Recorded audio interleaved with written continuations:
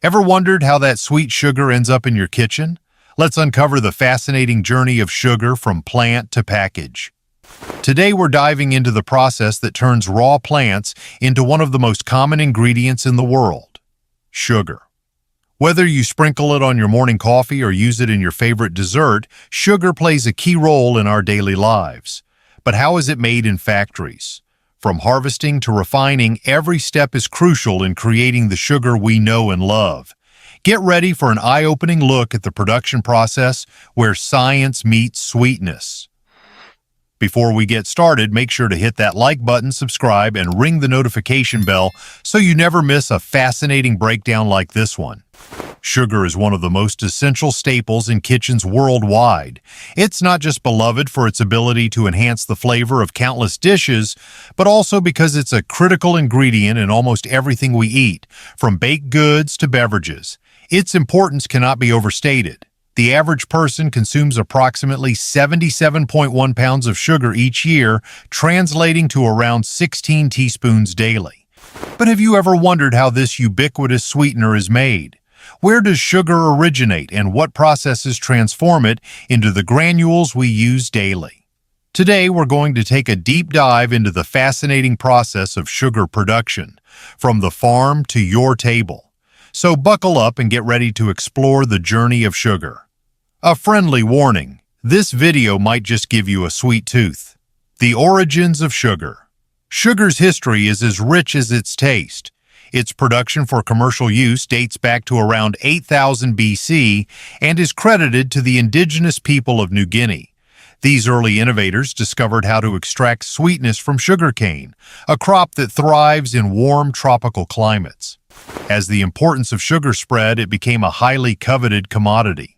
Before sugar was widely available, people in other regions of the world relied on natural sweeteners like honey or fruit extracts to satisfy their cravings. However, sugar's introduction revolutionized how humans flavored their food. It became so valuable that it was often stored under lock and key to prevent disputes over its distribution. Fast forward to today, and sugar is a global industry. It is produced in over 120 countries, with Brazil leading the pack, generating an impressive 39.5 million tons annually. India is close behind, producing 33.7 million tons per year.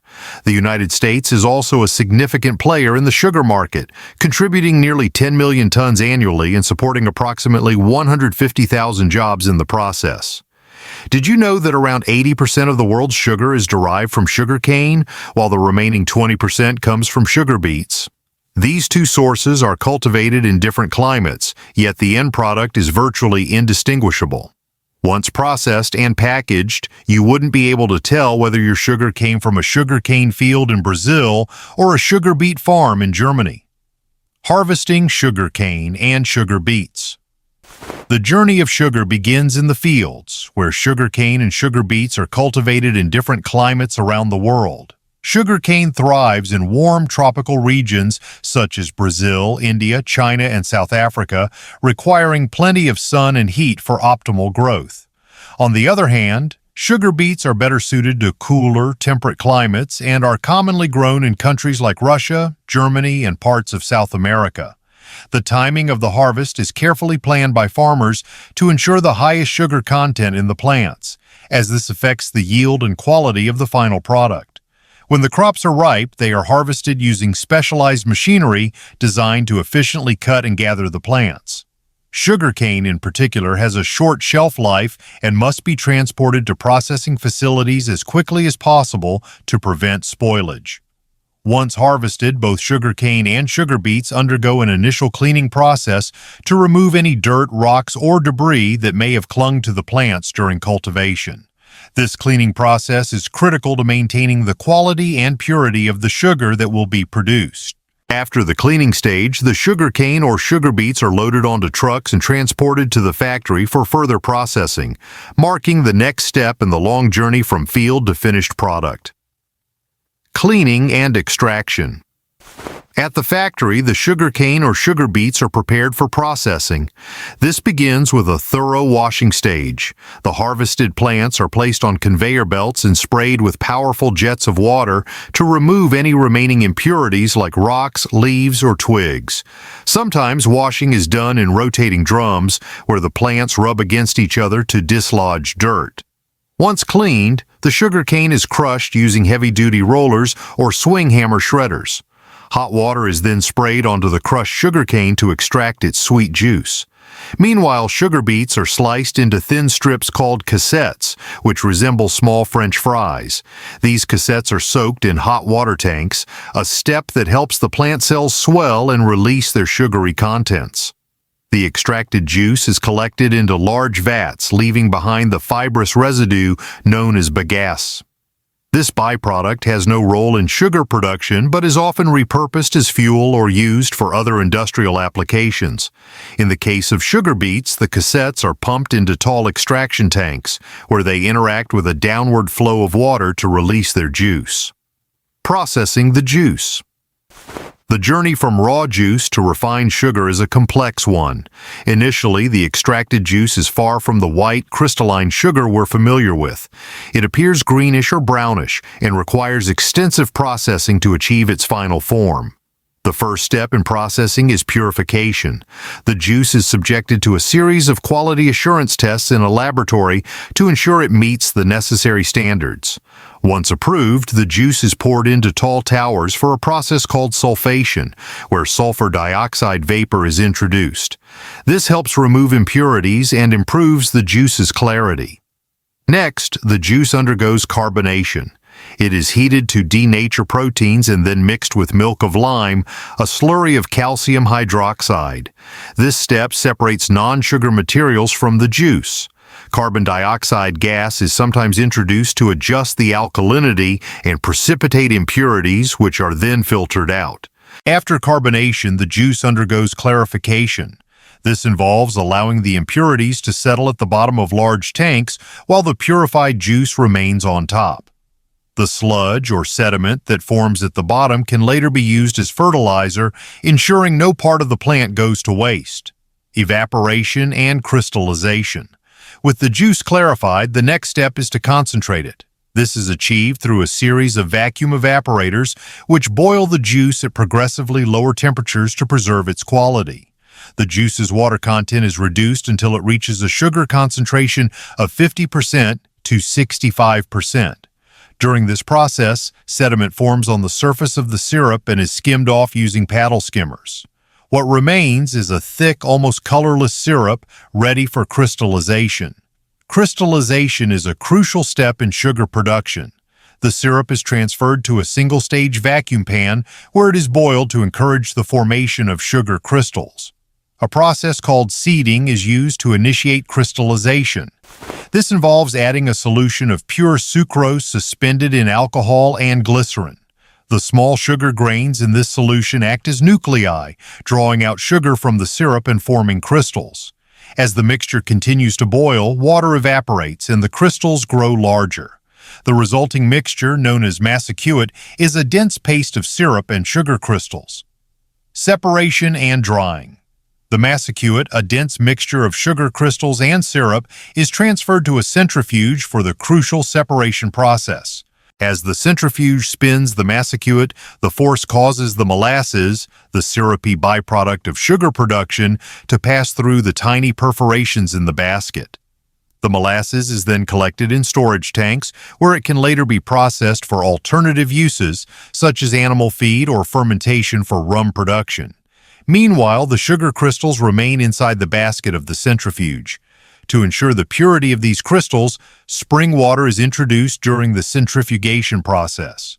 This gentle wash removes any residual molasses or impurities clinging to the crystals, leaving them cleaner and closer to their final form. However, even after this step, the sugar crystals still retain some moisture, making them unsuitable for long-term storage or packaging at this stage. To eliminate this moisture, the sugar crystals are transferred to large industrial dryers. These dryers use hot air blasted evenly across the sugar crystals to reduce their moisture content to an impressively low level, typically as low as 0.02%. This precise drying process is critical, as excessive moisture can lead to clumping and spoilage, reducing the product's shelf life and quality. Once sufficiently dried, the sugar crystals are moved to a granulator, a specialized piece of equipment designed to refine the sugar's texture and size. In the granulator, the sugar is gently tumbled through heated air, allowing the crystals to achieve a uniform size and the ideal granulated texture required for various culinary and industrial applications.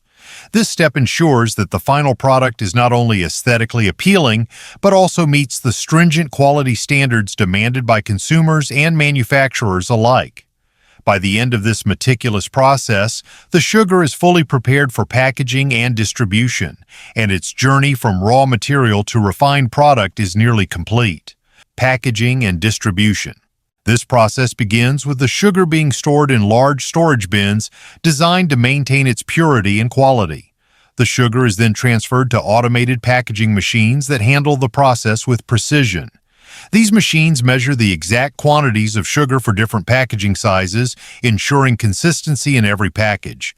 Once packaged, the sugar is sealed in various types of containers, such as bags, boxes, or jars, depending on the intended use and market requirements. Each package is labeled with essential information, including the product's weight, nutritional facts, and expiry date, providing transparency and convenience for consumers. The packaged sugar is then loaded onto trucks and transported to distribution centers. From there, it is shipped to supermarkets, grocery stores, and other retail outlets worldwide. Modern logistics systems and supply chain management ensure the sugar reaches its destination promptly and efficiently. This seamless process makes sugar readily available to consumers everywhere, allowing it to serve as an indispensable ingredient in homes, bakeries, restaurants, and food industries. The meticulous handling from farm to store guarantees that the sugar maintains its high quality and meets the standards required for a wide range of culinary and industrial applications. This journey of sugar from the fields to the shelves epitomizes the importance of efficient production and distribution in today's global market. And there you have it, a detailed journey of how sugar is made. This fascinating process begins with the cultivation of sugarcane or sugar beets in different climates around the world. Each crop requires careful attention to ensure the highest sugar content. Once harvested, the plants undergo cleaning to remove dirt and debris before being transported to factories for further processing. From here, the real magic happens. Advanced machinery extracts the sugar, and strict quality control ensures a pure and consistent product.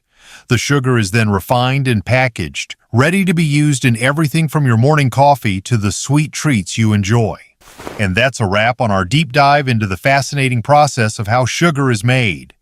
If you found this video insightful, don't forget to give it a thumbs up, share it with someone who loves learning about how things are made, and hit that subscribe button for more fascinating content like this.